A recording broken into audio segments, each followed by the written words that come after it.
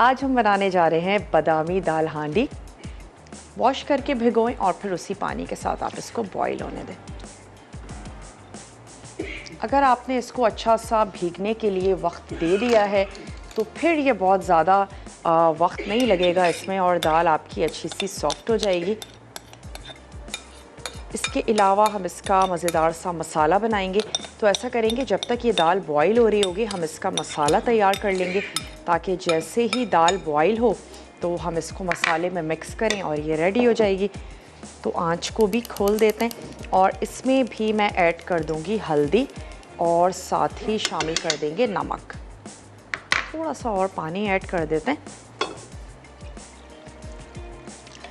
कोई भी दाल बनाने जा रहे हैं, लोबिया है, चने हैं, कोई भी ऐसी चीज़ बॉईल कर रहे हैं, कभी भी बीच में उसमें आपने कच्चा पानी ऐड नहीं करना है कि पानी यहाँ पर बॉईल हो रहा हो और आपने पानी कम लग रहा है तो आप कच्चा पानी शामिल कर दें।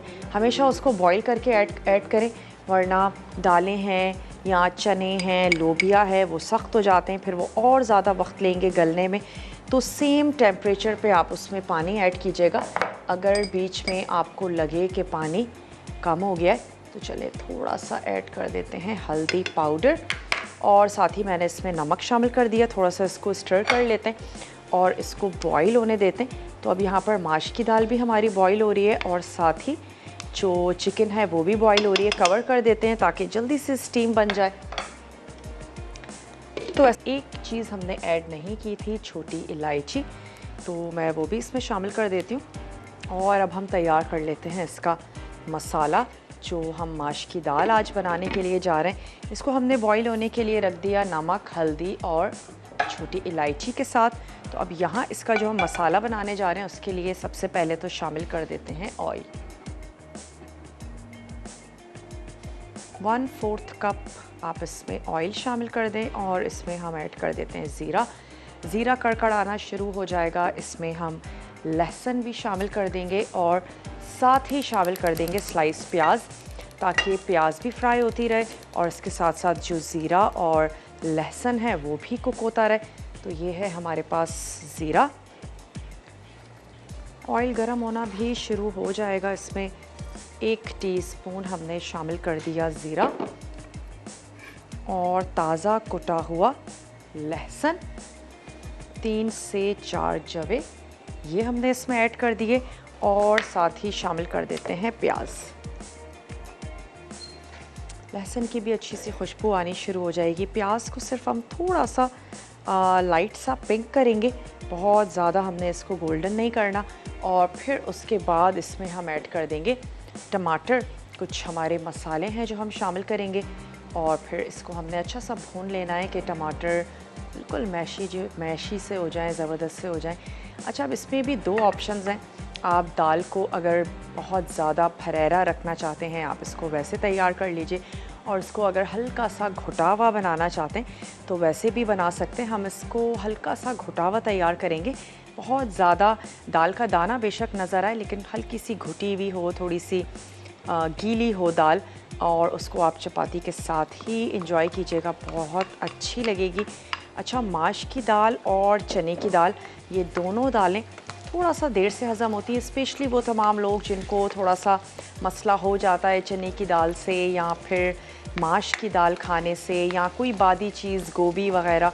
तो उनको सिर्फ इतना ख्याल रखना है कि आप इसको दिन में कंज्यूम कर लें, रात में ना खाएं। और वैसे भी हमारी आदतें हैं कुछ इस तरह के, रात में जैसे ही घर पहुंचते हैं लेट ही, उसके बाद खाना खाया और फ़ौरन से सो गए, तो उसमें भी हमें हाजमे में मसला हो सकता है। तो स्पेशली चने की दाल, माश की दाल आपने खा के फ़ौरन नहीं सोना।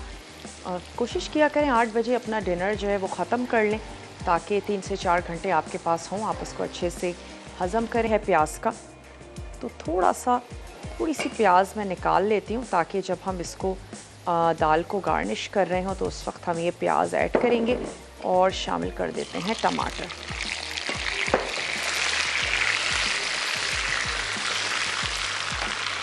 इसको यहाँ पर कुक होने देते हैं।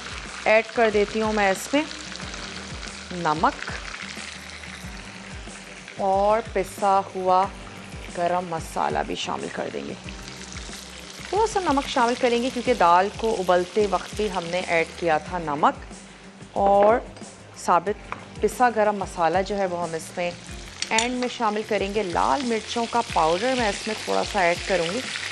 टमाटरों को मैश होने देते हैं, हल्का सा पानी ऐड कर देते हैं, तो उससे ये होगा कि और ज़्यादा जल्दी कुकिंग हो जाएगी टमाटरों की।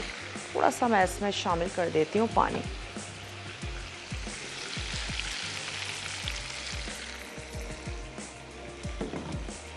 बादामों को भी छीलकर उसकी स्किन निकाल देंगे।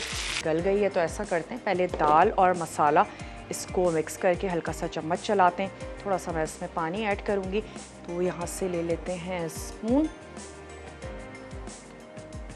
ये वाला ले लेते हैं। चलिए ऐड कर देते हैं, ये इसमें मसाला जो हमने तैयार करके रखा था वो शामिल कर देते हैं। थोड़ा सा पानी ऐड कर देंगे और मसाले के साथ दाल को थोड़ा सा पकने देते हैं। पानी मैं इसमें ऐड कर देती हूँ तकरीबन 1/4 कप। अच्छा, कबाबों को जैसे आपको अच्छा लगता है वैसे आप शेप दे दीजिए। और शामी कबाब वाली शेप देने का मेरा दिल नहीं चाह रहा था, तो मैंने इसको थोड़ा सा ओवल शेप में बना दिया है। जब दाल गल जाए तो उसके बाद आप इसमें रूम टेम्परेचर पे पानी ऐड कर सकते हैं क्योंकि वो बहुत अच्छे से गल चुकी है। तो चलें, हमने इसमें मसाला ऐड किया, इसको अच्छा सा मिक्स किया और अभी भी पानी जो है वो बिल्कुल मिक्स हो गया है, तो मैं थोड़ा सा और ऐड कर देती हूँ ताकि पकने का मार्जिन भी हो। इस कंसिस्टेंसी पे हम इसको सर्व करेंगे। तो थोड़ा सा 2-4 टेबल स्पून और इसमें ऐड कर देते हैं पानी। पिसा हुआ गरम मसाला मैं इसमें शामिल कर देती हूँ और इसको रख देते हैं दम पे थोड़ी सी देर के लिए। और हम तैयार कर लेते हैं अपने कबाब, जिनको अब फ्राई करना ही रह गया है। और आंच मैं इसकी कर देती हूँ बिल्कुल स्लो।